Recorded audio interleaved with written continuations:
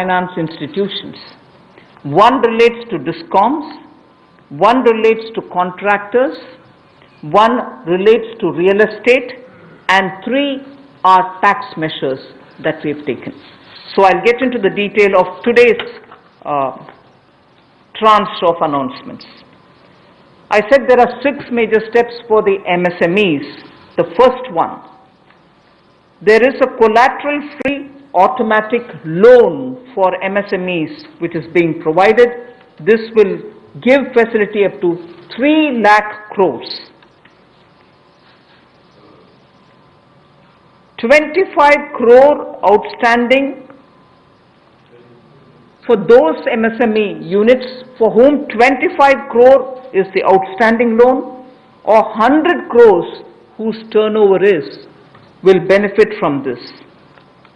These loans will have a 4-year tenure and there will be a moratorium given for 12 months. These are going to be 100% credit guaranteed over as a cover given to banks and NBFCs on principal and interest.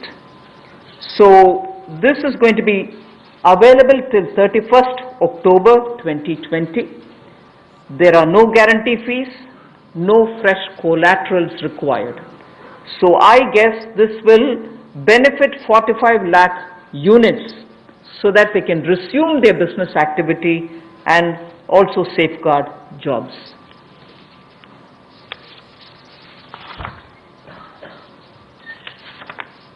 प्रधानमंत्री गरीब कल्याण योजना में जहां सबसे पहले Covid health workers के लिए 50 लाख रुपए की इंश्योरेंस पॉलिसी का प्रावधान किया गया था, वहीं पर 80 करोड़ गरीबों को 5-5 किलो गेहूं या चावल देने का प्रावधान किया गया और पूरे देश भर में पीडीएस के अलावा अतिरिक्त ये 5-5 किलो उनको दिया गया, पिछले महीने भी और इस महीने भी। इसके अलावा ये प्रति व्यक्ति 5-5 किलो था और प्रति परिवार दाल देने का भी काम किया गया 1 किलो।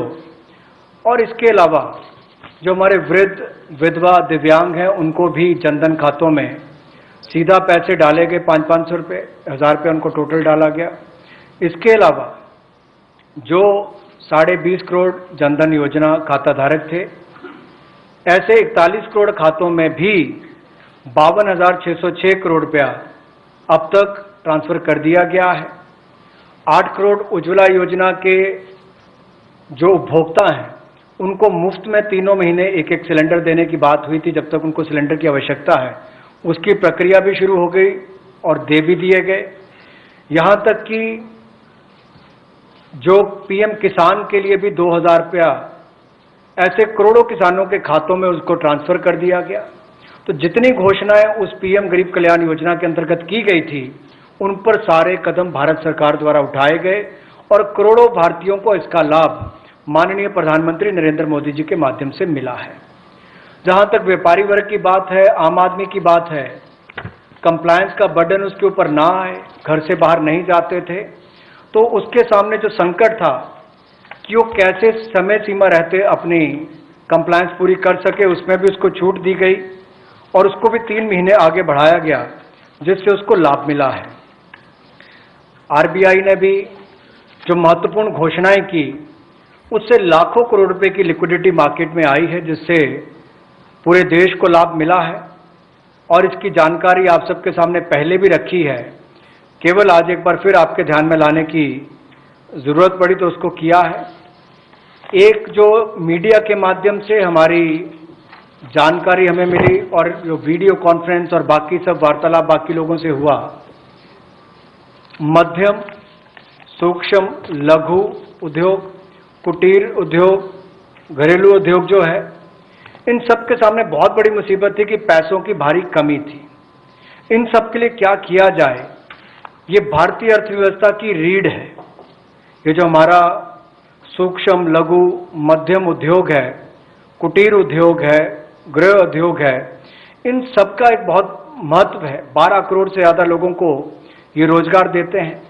तो ऐसे कारोबार और व्यापार करने वाले, विशेष तौर पर एमएसएमई सेक्टर जो है, इसके लिए आज एक बहुत बड़ी घोषणा है कि collateral free automatic loan 3 lakh crore रुपए का मध्यम, सूक्ष्म, लघु, कुटीर और गृह उद्योग को मिलेगा।